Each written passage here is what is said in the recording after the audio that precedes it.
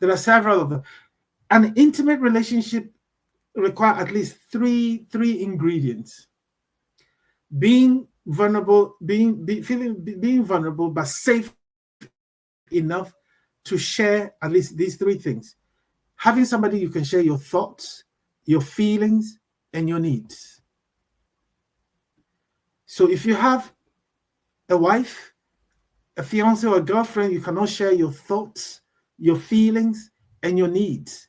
Where your partner listens without judgment, listens with empathy and compassion, and say, "I'm sorry you're going through this. What can I do to help?" You could be in that relationship and still be very, very lonely. And it's happening. A lot of marriages are there and they are lonely. Now, let me quickly add this to it.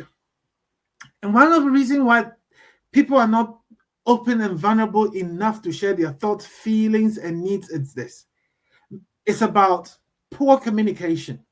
Now, many people do what we call so there are two types when it comes to relationship. We have instrumental communication, and that is exchanging factual information and getting feedback.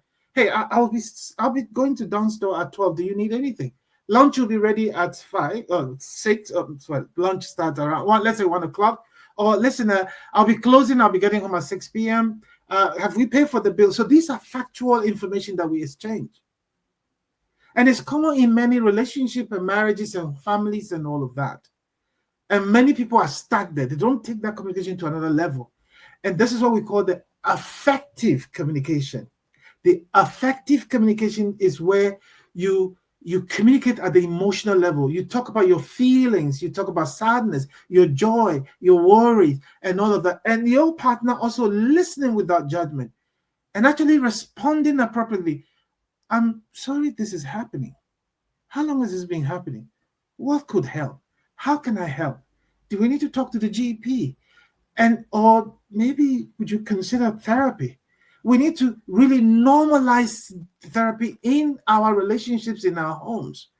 So if you're able to communicate at the affective level, you'll be able to talk about your needs. You'll be talking about your feelings. You'll be able to talk about share your thought. That is where the bonding comes in. That is where the bonding comes in. But sometimes people come home and you're like, oh, how are you? It's not easy. What happened? Oh, the way my manager was talking to me at work today. If the first word that comes out of your mouth is, what did you do?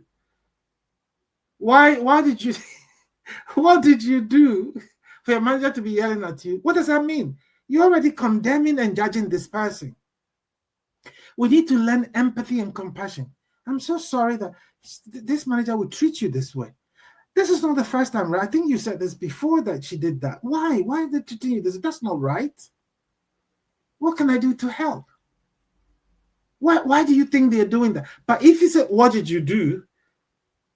Really, do I have to do something for somebody to be mean to me? When you do that, you've already shut the door. Listen empathically, listen compassionately, and be nice. And once we open that door, that person who said they are bored